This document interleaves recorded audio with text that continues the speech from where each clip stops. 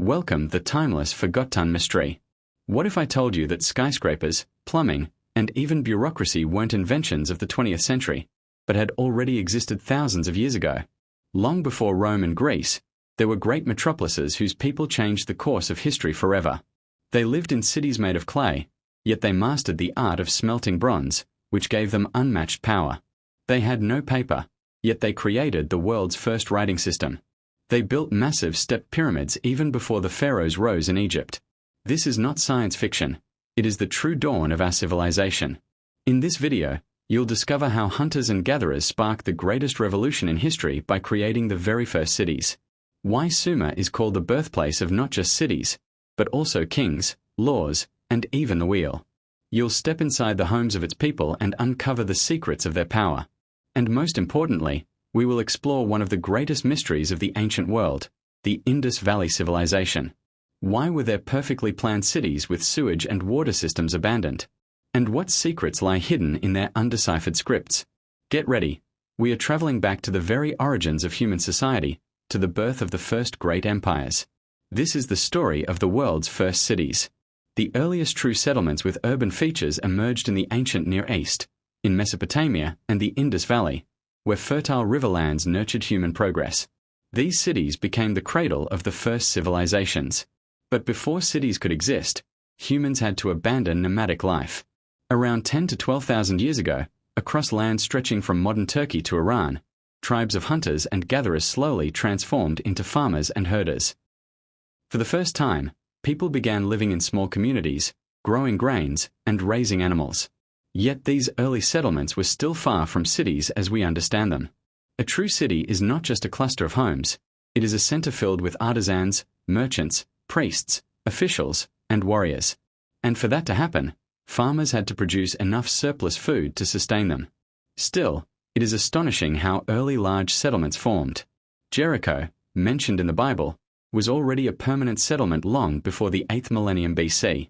And Catalhoyuk, in modern-day Turkey, flourished between 7500 and 6400 BC. Though it lacked centralized administration and public buildings, it is often called a proto-city. Sadly, we know them only through archaeology, since true writing would not appear until thousands of years later in Sumer. Sumer, known as the birthplace of cities and writing, emerged on the floodplains of the Tigris and Euphrates. Only after draining swamps and building irrigation canals did these lands yield rich harvests. Yet farming was always threatened by floods and droughts, making water management absolutely vital. Sumer soon split into independent city-states, Ur, Uruk, Kish, Lagash, and Apur, each ruling over nearby villages. Their houses were built of mud brick, with 2 stories arranged around paved courtyards. Though called a civilization of clay and reed, Sumer's real strength lay in metallurgy. They were among the first to cast copper and then bronze, an alloy that revolutionized warfare. Bronze helmets, spearheads, and axe blades gave Sumerian warriors a decisive edge, while control of copper and tin trade routes determined power among the city-states. At the heart of each city stood its temple, dedicated to its patron god. Around these rose ziggurats, towering step structures. The ziggurat of Ur, built around 2100 BC in honor of the moon god Nanna, rose 21 meters high.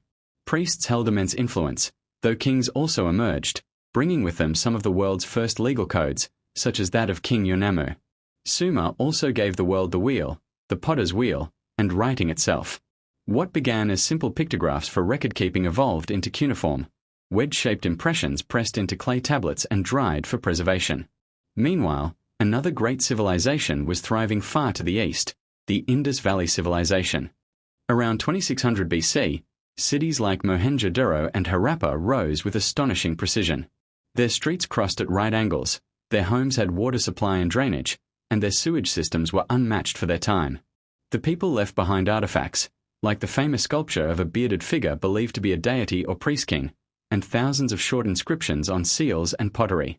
Yet their script remains undeciphered, even with modern computer analysis. By around 1900 BC, their civilization began to decline.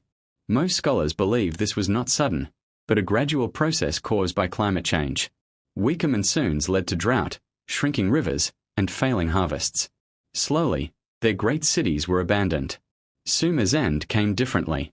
Endless conflicts among city-states weakened them. Around 2000 BC, the third dynasty of Ur fell to invading Amorites and Elamites. What remained of Sumerian culture was absorbed into the rising power of Babylonia. The first cities were never just places to live, they were the crucibles of history. They gave rise to laws, writing, technology, and empires.